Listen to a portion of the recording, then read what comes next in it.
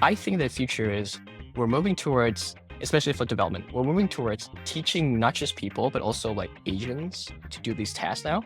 Welcome to episode 23 of Tool Use, the weekly conversation about the latest AI tools that you can use today. I'm Mike Bird, and unfortunately, Ty is off sick today, battling stomach flu. Hope he bounces back well. Today, we're joined by Nghiem. Hi is building Cats with Bats, a platform for educational content creators in the AI space. So think about Patreon, think about Coursera, but strictly for AI engineering. And it's not just for solo creators. We have companies going on where you can market educating developers on agents, rags, evals, the works. Hi also founded AI Tinkerers Ottawa, one of my favorite AI Tinkerers chapters, and really happy to have you on. Hi, welcome to Tool Use. Thank you, Mike. Happy to be here. So glad you could do this. Do you want to give us a little background, how you got into AI, what you've been doing before that?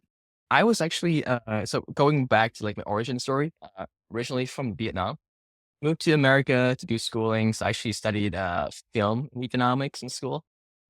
So I was making films in high school and I was like, apply with like I think, a film scholarship. And then after school, I was just like, I don't know what to do, but I did have an internship at a tech company. So let me go try and get into tech.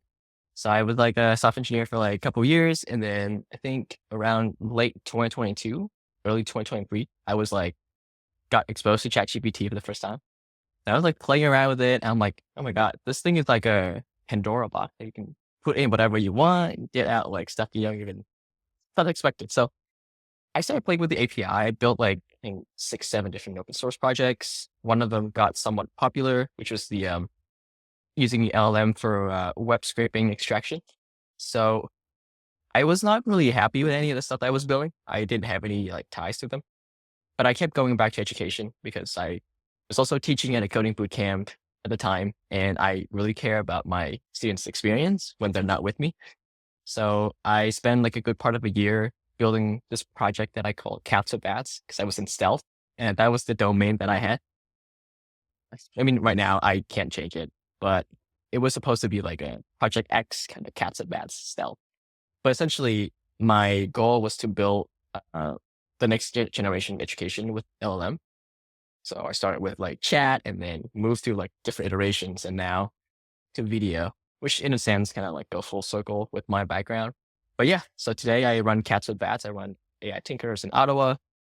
Keep it busy. Excellent. Yeah. And AI Tinkerers Ottawa is phenomenal. I know Joe, who organizes AI Tinkerers globally, and he still shouts out Ottawa. And I love it because it's not a traditional tech hub, especially in Canada. You hear about Toronto, you hear about Vancouver, but Ottawa kind of goes under the radar. So it's cool being able to see you put together things there. Do you want to share some experiences you've had with AI Tinkerers, like some of the more novel presentations, or even just getting that type of hacker community together and the general vibe there? For sure, yeah. And I don't have any like prepared answers or any of these. So like every time somebody asks me this, I come up with a different answer, but they're all real, like they're all true.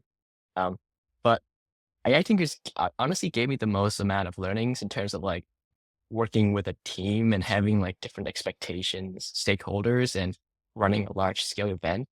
Uh, the intention wasn't to run a large scale event. The intention was a room of 15 people, box of pizza, somebody on the projector showing off like this command line tool that they built with LLM.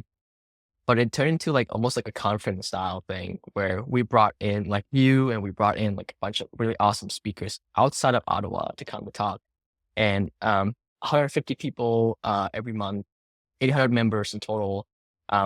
Lots of learnings there in terms of like, oh, like we realized a couple of months ago that we shouldn't even mix people who are like non-technical with technical, and we shouldn't even mix people who are like barely making anything versus people who are there to network and people who are actually building, because the numbers always fluctuates, and if you like change one levers, the other like number goes up. So we experimented like pretty heavily throughout the entire year, and we had so many cool lessons that were like counterintuitive.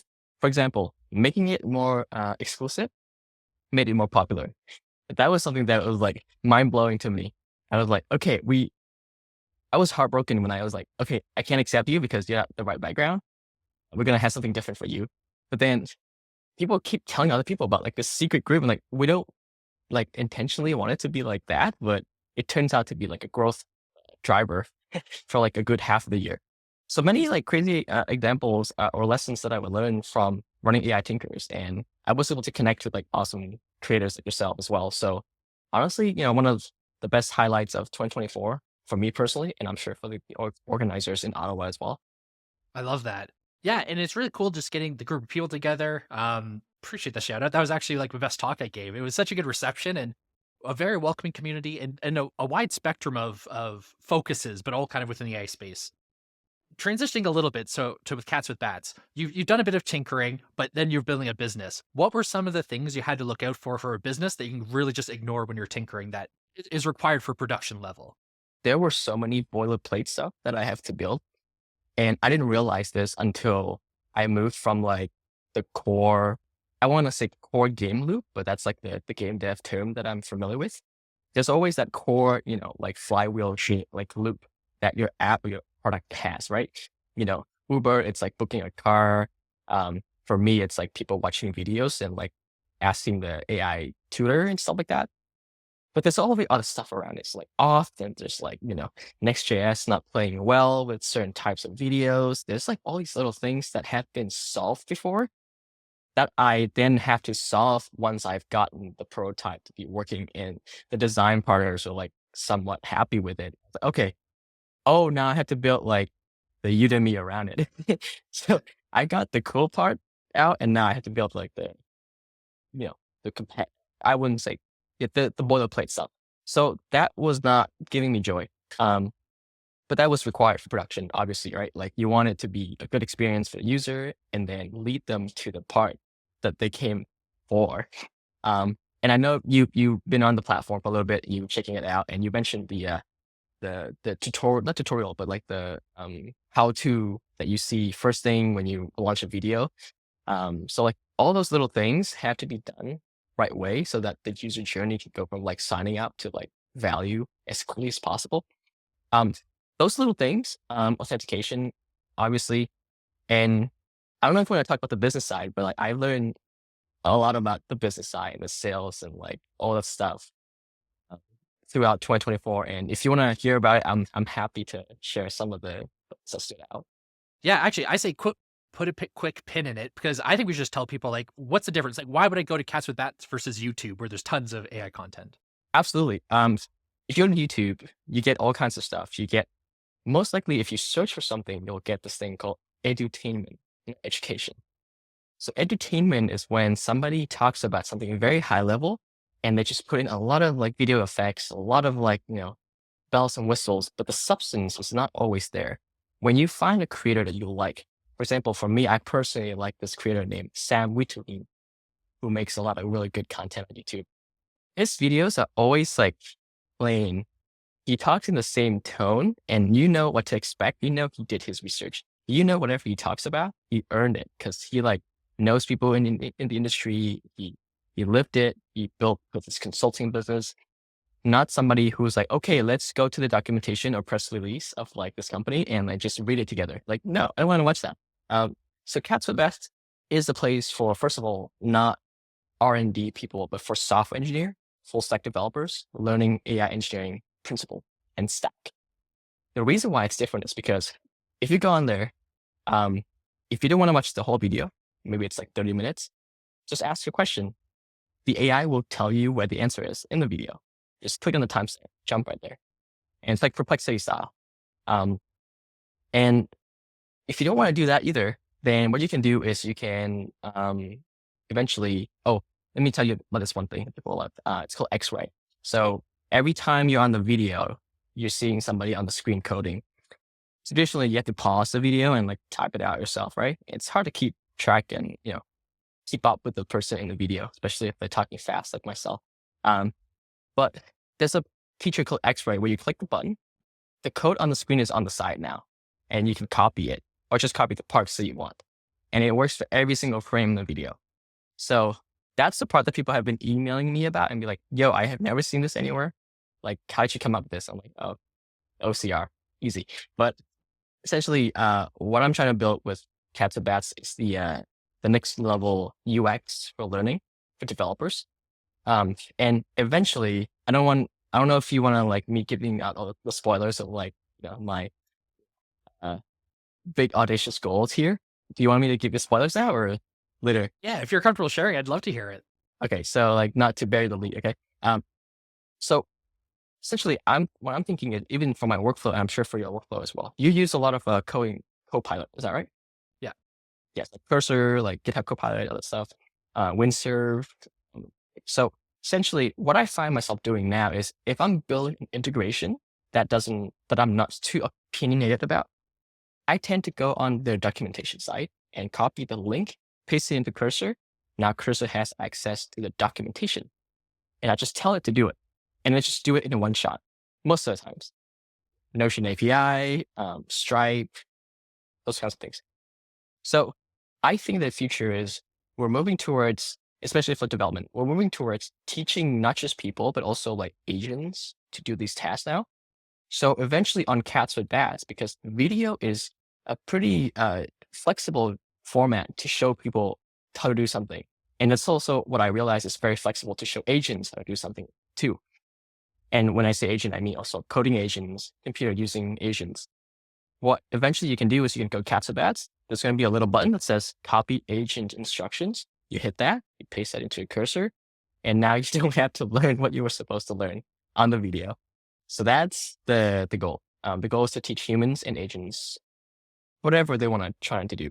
And it's the future because even people who are heavy writers now, they're saying more and more often, I'm writing for the AIs versus just writing for humans, because soon people will interact with data via the AI systems. So by having a system set up where you can actually help train it or optimize the interaction between the two, you are leveraging up people just by focusing on the future medium.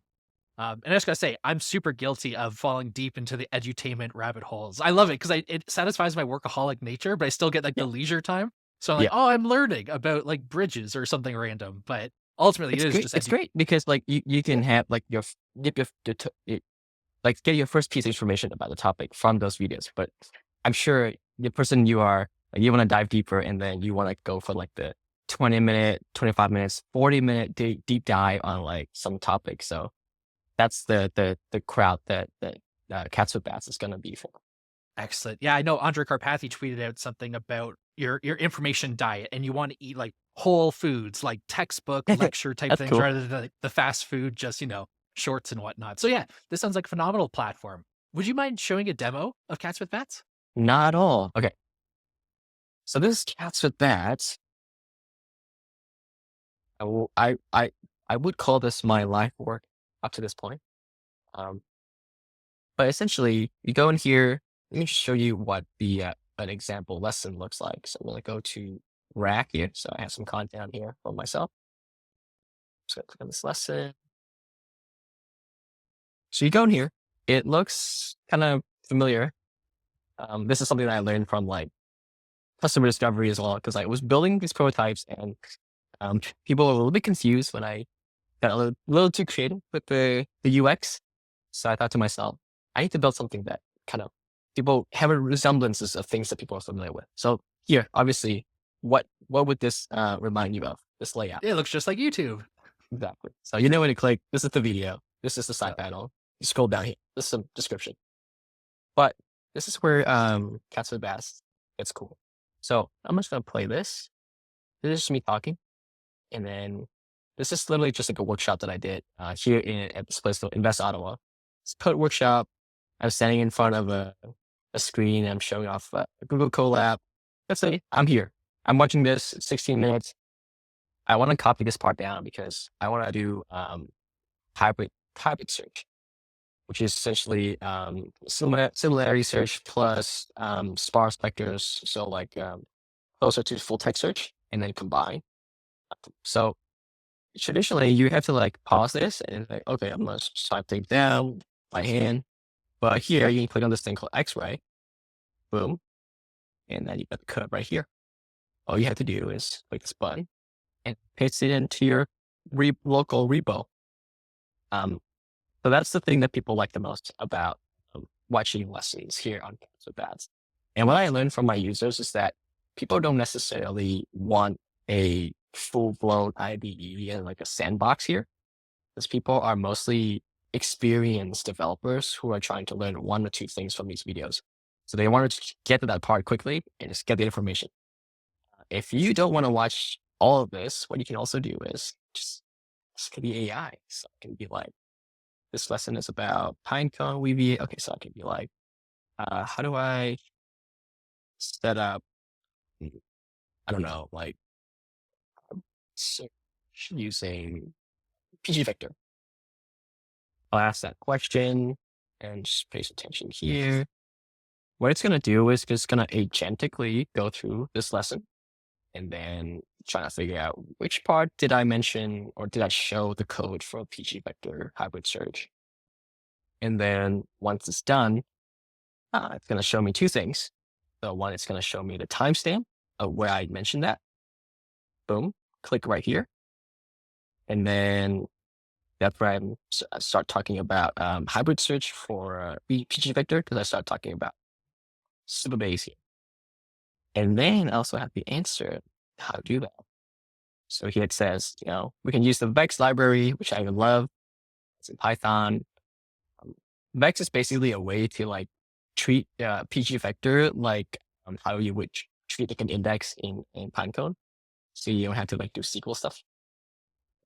Yeah, essentially you use Vex.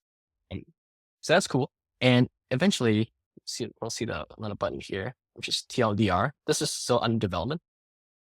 So in about a week or so, this will give you like the key insights from the video. So if you want to skip the whole video altogether, you don't have to watch the whole thing. You can click on here and eventually you can, there's going to be a little button right here that says agent instruction, which is, this is how you do hybrid search in Pinecone, UV8, whatever. You as a person don't have to watch it. You just click this one button right here, which will be here, and then paste into your cursor, and then just tell it to do, set up the clients, all these things. And then also one last thing, there's going to be that button right here. I had to figure out the UI.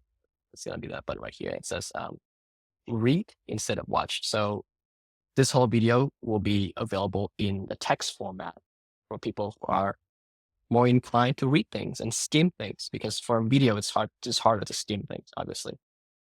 And I know you tried the platform for a little bit. So you as a creator, all you have to do is upload the video and you give it the title. That's it. All of these code, AI chat, all that stuff, code, X-ray, all this stuff is taken care of by the system. So you waste no time and your viewers or your audience will have the best learning experience possible following these tutorials. Yeah, that's like the rundown of like what a lesson looks like in Cats and Bats. I love it. I think it's such a intuitive way of being able to interact with information. I also see immense value for companies uploading their tutorials to this platform because say you are, Pinecone and you want people to be able to have cursor very smoothly interact with it. All they have to do is go on Cats with Bats, get the agent instructions, feed it into the cursor, and then they can use it. I know there's been many times where I'll be watching a video and I have to switch over to Google, ask a question, get clarifying about a certain thing. Here we can get just a summary, an AI back and forth from the summary of the video. Man, I'm very excited for the development of this platform. I think it's one of those missing pieces in education as we start transitioning from classical education to whatever the future brings. It'll be tools like this that are integral steps along the way. So yeah, I'm absolutely rude for you because I think this is something that I'm going to be using on a regular basis and I hope more people do too. Thank you. Let me show you one last thing. So what if we ask this thing what we know that is not included in the lesson? So let's say, Ooh. what if I say, who is my book? Obviously, I didn't mention your name in this video. Ah, If I did, that would be an accident. But what it's going to do is still agentically look through the lesson, and then it couldn't find anything. So it looks to the entire course, and it couldn't find anything either. So it's going to look through every video that I have on this platform that was published by myself. And then what it's going to do is eventually give up and then look online. So nice. we found two sources here, and shout out to Tavly because this is powered by Tav. It's great. So we found a Mike Bird, who is a Wall Street editor for The Economist. Obviously, we're not looking at I need to up my SEO. Yeah, you did not host the Money Talks podcast, obviously. No, they misspelled tool use. But essentially, it's there. If it couldn't find anything from the lessons, obviously, like the trust factor is lower, so it's gonna be online. Whatever we can find online, it'll present it to you. So essentially, it hopefully will allow people to be less frustrated when they're learning these things. Um, not have to juggle multiple tabs and like, trying to figure out like, oh, I don't have the prerequisites to understand this part. Now I can follow along. Super cool, man. Did you use any AI tools throughout the production of it? Are you a cursor user, Oh, or how'd you go about that? I love this. Just off the top of my head, Superbase AI. Oh, I love Superbase. Oh, If nice. you see my friends, they'll be like, oh, he's probably talking to Superbase right now. But Nice. essentially, are you a Superbase user?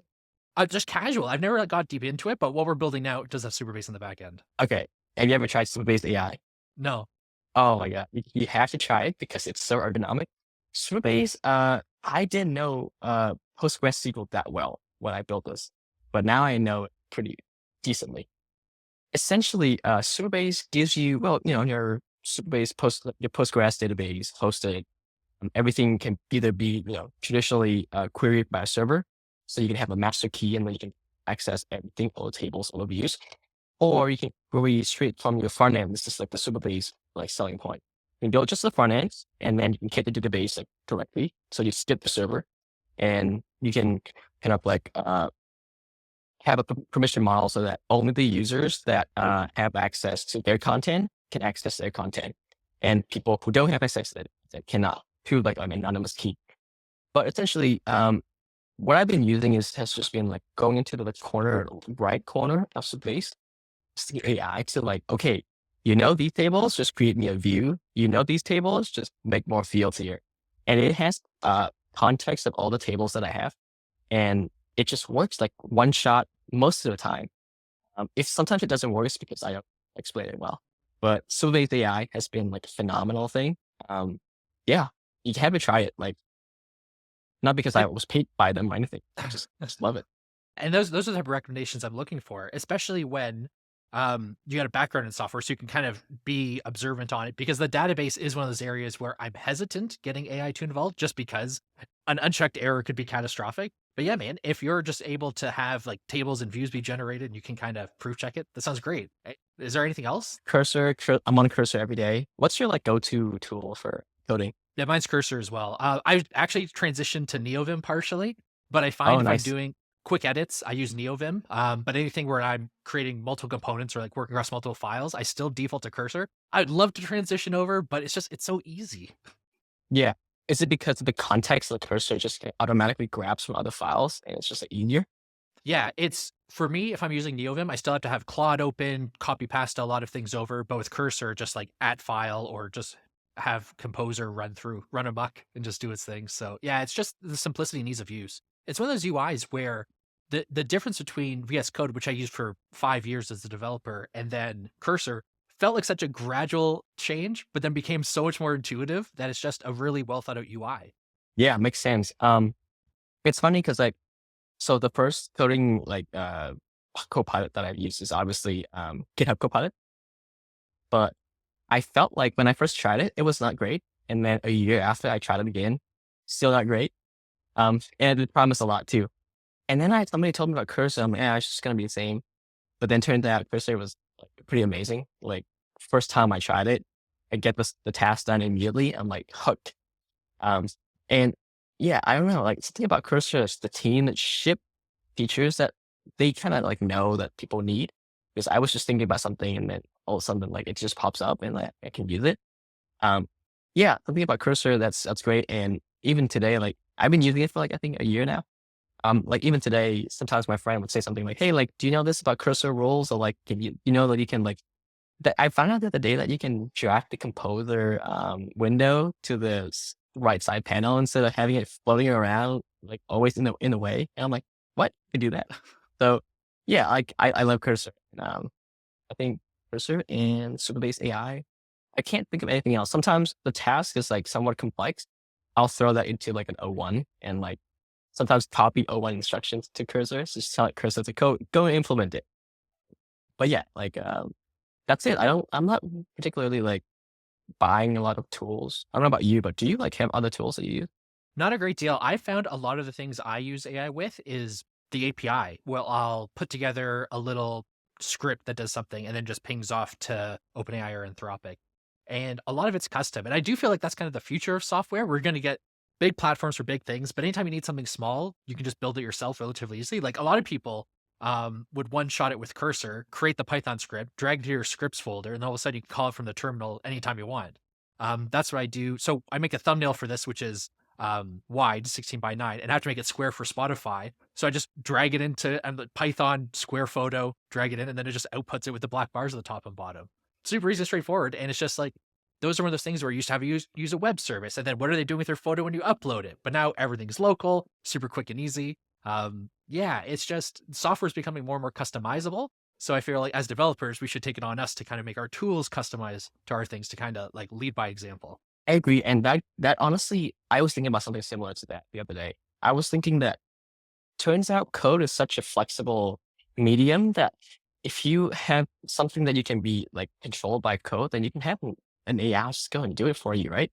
Like for example, like if you're using like Unity or something that has more like a more GUI, like heavy focus, then you have to rely on something that can click your screen and figure out where to click next and stuff like that. It's very slow, right? But if it's just like pure code, you don't have to learn the thing. Like just the AI, the large language models nowadays can probably figure it out, even with like documentation in the context we know at test time, and then it'll just run and learn it on the fly and just know how to do it. Uh, which is wild. I don't know if you feel the same way, like code versus GUI. Like code, obviously, like it's more agent and more LLM friendly nowadays. But how do you feel about all this stuff? I'm in the terminal a lot of the time. It's more natural for me, I find. I think just because of my developer background, I'm comfortable operating there.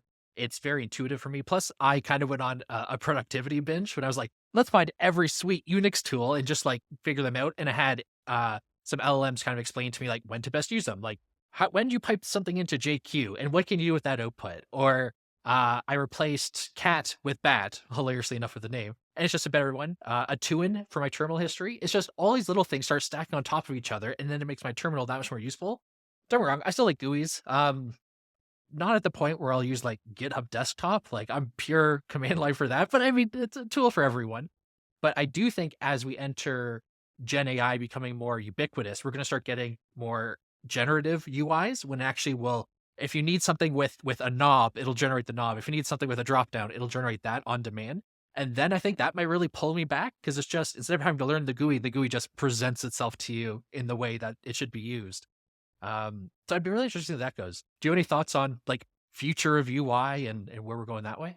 It's gonna take a while before like computer using agent can learn most of the day-to-day workflows and be able to execute them quicker than a normal person could. Um, but if every time I see like a workflow, maybe like Visual Basic or something that has some sort of like scripting or code based kind of like commands, then it's always easier to just paste all that stuff into like an LM and just like get the next action out. Um, yeah, I feel like maybe code is the way to like something underlying. I saw this other day from I think there was an example from Firecrawl that they made an example of LLM .txt for websites. I don't know if you're familiar with this. Yep, I love it. Yeah, so websites are agent friendly, right? Like if we make software agent friendly, then we don't have to like work around it. Yeah, like a nice clean way of exposing the API, what type of arguments it expects, what you'll get as the output with a brief summary. Yeah, there's going to be a whole new level of like metadata, EXIF data for photos, but for programs and whatnot, just so smoother interaction. Yeah, in the past life working in Open Interpreter, you easily saw the difficulty of computer use, where things like the text displayed on the screen could throw off OCR. The different icons with text on it versus below it could throw it off. Like there were so many variables that we as humans don't even think twice about because it's just intuitive to us. But when an AI is like going pixel by pixel, there's a lot more to interpret. I did play around with screen pipe for a little bit where it just constantly records your screens and then it can issue different triggers based on what it sees. And it feels like something's there. It's just so heavy recording everything, storing the videos, analyzing the videos, then dishing out actions that is definitely not the end game, but it does feel like we're directionally heading that way. Obviously, like Microsoft Rewind kind of sketched me out, thinking, "Oh, I don't want them to spy Microsoft on everything." Rewind. They bring that back in production, or did they just scrap it all? I never really kept up with it. I just saw it and I was like, "Never again." And then I found the open source alternative, and I'm like, "Okay, like we'll get there eventually." Yes. But I do think LLM OS is going to be something in the next couple years. I just want to say what I want to get done, and just get me like 60% there. Like it's even like like sometimes I have I think I have ADHD. Sometimes it's hard for me to get started on a task. But if I could just tell it to start 20% of it, and then I can pick it up instead of staring at a blank screen, that's way better than like me having to work my way up, starting from zero. Maybe it's just me, Yeah. but No, no, no. I'm right there with you. And on top of that, even having a little nudge as to like a suggested plan of action, where instead of telling me like exactly do A, B, C, D, if it says, here's a proposed workflow, like to optimize your day, and I can be like, nah, like I don't want to do that. But just having the decision presented rather than the blank sheet is very helpful for just like agency. What type of writing do you engage with AI? Do you still try to do all your emails yourself? Do you get AI to help you with there or people are surprised by this. But I write everything myself. I nice? think writing is how you think. Maybe it's just the liberal arts education in me coming out, but essentially, critical thinking. If you can write, if you can clarify your thought, that means you have understood the problem. So for me, when I see my writing being messy, that means I need to figure out how to think better, as opposed to like, oh, I need to make this sound better by fluffing it up somehow. Um, so I think about writing different, and I actually talked to a few of my friends who are either content writers for different SaaS companies or farm marketers or history majors or like English lit majors in college. And they kind of say something similar along those lines, which is if you throw like your first draft to AI, that means it's going to shape your thinking and your thinking is going to be shaped by something that it's not thinking critically. So first drafts are supposed to be messy because it's how you think. And the process of editing methodically, and then giving it to other people to get different perspectives. That's part of writing. The writing part is not hard. It's the part that you're thinking about what to write, whether or not your idea is original and all that stuff. That's the hard part. Um, but at the same time, people use AI for all kinds of stuff. If I have an email from somebody that I don't want to respond to, honestly, I should probably use AI because sometimes I could be just responding to people in like 2 sentences, but then in their world, it's like that means something different from what I meant. So I can, I should probably use AI in certain aspects. But what about you? Like, do you use AI often for your writing? I sometimes will do it to enhance. Like I'll get something started and then have AI make it lengthier. But one thing I've been doing a lot more lately, almost like the majority of my interaction with computer, is voice input because I do find talking to my computer is immensely different from typing to my computer, just in terms of like the parts of my brains that are being used and the way I express things. Where I'll talk and just do, just verbally regurgitate all over my computer. Like the brain dump? Yeah, yeah, yeah, complete brain dump, and then go back and edit because the way I talk, there's, like, extra repetition, certain tangents that happen that don't cohesively sound good in writing, but make sense in my head. But it's allowing me to kind of use both aspects to have an end product, versus just strict writing, and I would like to be a better writer. I think I'm okay, um, but it's a skill I definitely still wanna work on, and I am aware of trying to use AI in there would be a detriment. Because similar to, like, coding, I have noticed my coding chops have kind of rusted away a little bit, so I have to have days where I'm just like, "No AI, raw dog it, and just, like, straight in the editor." Do you use voice much? Okay, I have a friend who uses voice a lot. Mm, And I understand why he uses it, and I really want to copy what he's doing. But he would just like take a walk around the park and then he would just open up the voice app and just start talking for like maybe sometimes an hour on ends. And then he just pastes all that into OpenAI and O1 and like it'll just organize his thoughts because so this is actually what I learned from therapy actually. So you as a person, your thoughts, you don't look at them from a very objective perspective. And the more important thing is you don't see the patterns. Over a year of therapy, and like I had notes when I go to my sessions. My therapist was like, great, too. She was taking notes as well. when I look back at my notes about 6 months after or a year after I stopped going to therapy, every single time that I start the session, it's always like, I really hate my job. I don't know why I'm here. I'm really like, anxious and like I'm working on stuff that I don't care about. But like in the moment, I didn't even remember.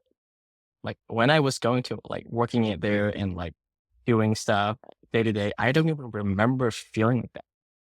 But that was the first thing in every single session that I had with her every week. It's like, Mhm. I hated this. But then if you were to ask me, like on a normal day, like, how did I feel about my last job? Like, oh, it's cool. Like, it's great. Like, smart people. But like, I would say that constantly.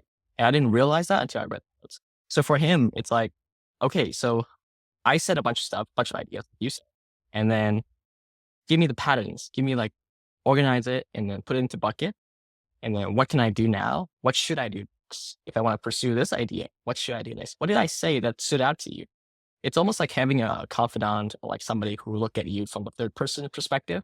And like you get a lot of it. It's almost like so traditionally people have to pay a couple $100 to go to therapy. You can have somebody reflect their thoughts at them. But now with AI, you just say it and then it'll reflect back at you if obviously it was prompted properly. And obviously a big enough of a frontier model to know how to different ideas. So honestly, that's a really smart way to use it. I personally think I should start using it like that. Um, yeah, I, I wish somebody probably should have built like a voice note app that is AI fused and just hey, like I'm just gonna brain dump the next hour, help me organize my thoughts because you probably take a shower, go for a walk, and catch some brilliant ideas, right? Unless you write it down right there and then, it's probably gonna be gone forever. So you wanna be like have an earpiece on, start talking the whole time. As long as you're talking, then it's recording. Yeah, Ty put together in our tool use pip install tool use AI package, AI prioritize where you do the brain dump in the morning and it'll help you organize your tasks. I haven't looked at it going like that step further to like introspection and whatnot. I remember when I first started hearing about AI therapists and whatnot, I was pretty opposed to the idea because I'm thinking people a lot of the time will reach out when they're in a vulnerable state. And by talking to a professional, you can get, a well-guided judgment, not judgment, well-guided suggestion for how you can like process these thoughts and move forward with it.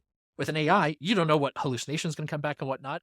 But if you're using it less for advice and more for just, like you said, reflection or categorizing or what does this sound like to you, and just kind of taking it, like you said, as a non-biased observer, I definitely see value in that. And I don't know if that's been something that's been productized or if people are just, Oh doing on a man, whim, but that's pretty cool. this is why whenever somebody comes to me and they're like, I'm exploring an idea in like the mental health, like coaching and therapy space, I'm like, do you actually know what any of those things mean? Because I have experience in all of them. I had friends who are executive coaches that I've been working with for a while. I had, therapists, I had friends who are therapists. And have you been to therapy before? No, not personally. Okay. I recommend. It's almost like taking a supplement. It's not for like when you're down. When you're down, that's when you like really need it. But if you do it often, it almost gives you like a superpower. I think the reason why I was was able to pick up sales so quickly is because I went to therapy. And Interesting. it's like the whole point of sales is how do I put myself in the person's shoes so I know what they care about so I can say the right things and help them figure out whether or not the solution that I have actually solves their problem. A lot of times I see young salespeople going in, some AEs, it's just like just start yapping and I'm like, you gotta get on, grab some books because so what you said earlier, like therapy, like in terms of like thought reflections or all that stuff, it's basically therapy. It's like it's whatever you want to make of it. Um, the reason why therapy with AI doesn't work is not because of the methodology, because you can bake that in. It's more so you don't trust the AI. So the reason why human therapy works is because you build a rapport with the person you're talking to over the course of a couple months, most of the times a year, and then you'll actually do the things that they tell you to do because there's nothing that's keeping you from like not doing it. So for example, for me, it took me about a year to kind of like trust this person to be like, okay, this person actually have my best interest. I gotta stop cracking jokes because like for some reason, first time go to therapy, I become a comedian, for whatever reason. Um, there's a reason for that. It's because I get uncomfortable. But after a year, I start to open up and start making progress. And it's really hard. And that's where the human touch is very important because unless you trust the source of like that's giving you advice, you're not going to do the things that are good to you. Of course, we all know to go to bed on time. Of course, we all know to like, cut back on alcohol and all that stuff. But it has to have an element of like some sort of like a bond or like an element of trust for you to like take that advice and go, okay. At least for me, it was like, oh, see, she cared about my well being. I should probably do it because she cared about this. It wasn't from me, you know? So like, yeah, so like a lot of times founders, at least from my circle, who are dabbling with AI therapy, kind of like builds a facade of what they think therapy is. And that's why a couple months ago after they just pivot away. Um, and so the subject matter experts, obviously they don't have capabilities to build these things. So they have to partner with somebody who was, like you or myself, to build these things out.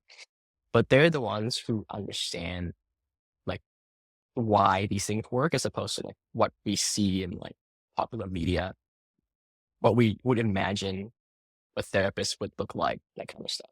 Yeah. Right. And we're seeing a lot of these AI wearables come out, Friend, Omi, etc., where they're one of the things they're talking about is like fighting against loneliness. Like it's giving you that companion. And maybe it's a generational thing, but I still struggle to get in the mind space where I could develop that trust for the AI because I know it's statistical and it's not like it's something that I could get output from, but not necessarily like heartfelt feedback. So I personally view it as something that's very difficult to think of an AI companion, but the market's exploding. Like character AI became immensely popular. You hear all these stories about AI girlfriends and AI boyfriends becoming more popular. So I wonder if we're going to develop the level of trust that's required to get these things done. And even just being able to personify it. Um, One thing I firmly believe is AI is going to give the appearance of consciousness long before it ever has consciousness, if that ever happens. But we're going to be convinced that it is because it's giving us all the signals that we expect from a conscious being. So I wonder if that'll be the point of trust, and if it is, if that'll actually have negative consequences for the way humans interact with AI. I had the same thought. And then what I did was just try a couple of the different, subreddits and spaces where these things are more common. So for example, on subreddits, there's subreddits for like people who use, replica, people who use like these, AI companionship applications.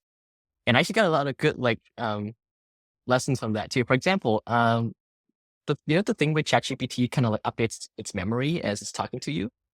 Like there was like a AI companion app that was doing that for the longest time. And I copied that feature. It's literally like entity extraction as a background job, and it's like running it. Like they were doing that like years before, because that was their bread and butter, right? Getting to know the user and like remembering things about them, bringing them up when the time is right. So a lot of cool technical like experimentations in these spaces. And what I did also before that was I heard about these like VR chat kind of like clubhouses. So I just got a VR headset, jump into these like spaces where people pretend to be other people or like other things. Lots of furries for some reason. So you get exposed to like this world of like of the internet where it's like people are perpetually online or like they think about companionship or friendships in a different way. There's a lot of friends, a lot of people, at least my age or younger, they grew up making friends on Discord. They grew up making friends on Xbox Live, friends you play Call of Duty with that you never met in real life, that kind of stuff. So people are open to these things. So I'm not surprised. And I get the appeal. Nice. I'm going to quickly pull it back to AI engineering a little bit. Um, as we get more of these tools, they're starting to become more ubiquitous. People with no technical skill can do the basics. People with some can do a lot more. It's just enhancing. How do you see the skills needed for AI engineering evolving over the years? Is coding going to be as important? Are we going to need more architecture understanding? Like where does the controller or the AI engineer have to be good at to succeed in the next foreseeable future? Yeah, I'm sure you have a pretty good answer for this too. I want to hear your thoughts as well. But for me, like if we were talking about this maybe like a year ago or when like before GPT-4 came out, the skill sets were probably different. It was probably more like prompt engineering, like wrangle different workflows together to even get some sort of like decent results. But as these models get better and better every year, I think Sam Altman said this, right? Like he said that you should build with the assumption that models are going to get better and don't build like patches for the model. Um, so like every month or so, like you can do more, and the skill sets to get to that point or to build something that can achieve that result becomes less complex because you rely on the model more. So honestly, a year ago, I would say like being able to understand some sort of like understand it that LLMs are part of the stack now. It's not part of the R&D side anymore. So like you have to think in terms of like, CI/CD and like DevOps, not like LLM ops as often for most applications. Now it's even more than that, right? Because it's like LLMs interacting with users like directly as opposed to like running some sort of background processes, which often does. Not saying that it's not doing that. Nowadays, it's difficult because I'm but right now I'm teaching at a coding boot camp, right? So it's like we're in the space, so we see what's happening. We see the bleeding edge of these things. I'm extremely worried for my students. When Devin came out, Cursor came out, just like the thought always is always like, should we teach them Cursor?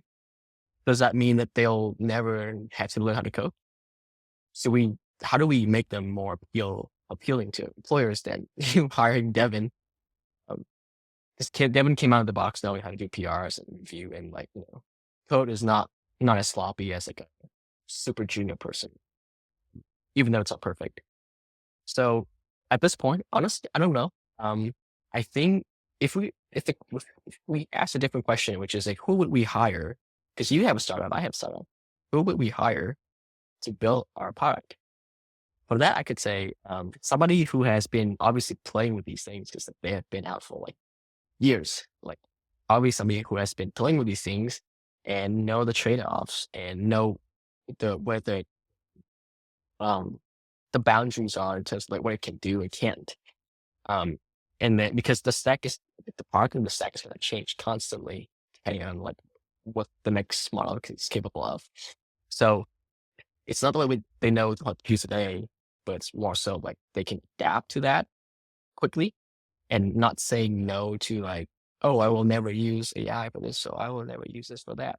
It's be open minded to like these things, and also obviously have some sense of like good architectural thinking for the software. Um, I think somebody tweeted this out. I think it's Gary Tan tweeted out today, which is um, agency and LLMs will do the task for you and take you there, but like evals, quote unquote, pace is what's gonna like set you apart or something. So, having taste in terms of like what is good and then be able to direct the AI to that direction, I think is really, really important, which comes with experience more so than like so yeah, I don't have an answer, but I'm very worried for my students in my boot camp. What about you? I feel like some of the core skills of being a software developer, the knack for problem solving, the willingness to be constantly learning, the resilience of banging your head against the wall for a problem all day, going for a walk, coming back and solving it. I think all of that will remain. I think the core functions will change. I do also worry. I was talking to a friend about this earlier today, actually, where a lot of the junior engineers see these Twitter demos being like, I built an app in 10 minutes. This is all you need to do. But they're not worried about things like security, scalability, auth, like all the things that make a real app a real app. And those are the aspects that you can't really softball. Like you have to put serious effort into making sure you get it right because a data leak like it's catastrophic. So making sure that you're still learning the entire process, understanding that you might never have to write a for loop again, but you'll want to understand the cost of doing different loops. Like you don't want nested loops as an example. I firmly believe that UI is going to be something for a while. That's very important. We had quite early on. We had Dillian on. He does Magic UI, and he was talking about how a lot of design principles still can be codified. He's like, taste is different, but a lot of making sure the proper border radius is there and complementary colors for each other. All of that could be encoded into an agent. So a lot of basic UIs will probably be done. Similar to how back in the day everything was Bootstrap. Bootstrap. Everything was Bootstrap. And I mean, you know, it did the trick, but then it gets stale. And now you're going to have AI front ends, which are going to get stale. And again, taste will make you stand out. But I think if you're the type of person who is tenaciously solving problems and willing to learn every day, you'll still succeed in here. And we still will need humans in the loop for a vast majority of technical tasks. It's just the lower level, the mediocre tasks, those I think are going to be automated. And if that's all you're focusing on, I don't know if that's going to be enough to compete. From my experience, I'm always working at smaller companies in startups. So like having impact is very important to the company most of the time. Like as long as you're working on something that's high impact, then you can like, use your brain for that because the AI does not have context with your customers and like your users and all that stuff. Like use your brain for that. But like if you were to build the next endpoint that already has a pattern in your code base, just use AI. You don't have to waste doing that nowadays. Exactly. Well, before I let you go, I feel like you wanted to plug Cats with Bats. Where can people find it? Where can people keep up with you? I'm pretty active on LinkedIn. So if you find me on LinkedIn, hopefully there'll be a link to my profile somewhere that you can find. Cats with Bats is just www.catswithbats.com. That's where you find it. And there will be like a launch week coming up soon. Excellent. Yep. Can't wait for more people to get on it so we can start learning that way. Hi, really appreciate you coming on. It's been a blast. Always nice catching up. And we'll do it again soon sometime. Absolutely. Gonna bring you back into Ottawa at some point, Mike, because Yep. gonna grab a beer together and chat AI. Absolutely. Can't wait.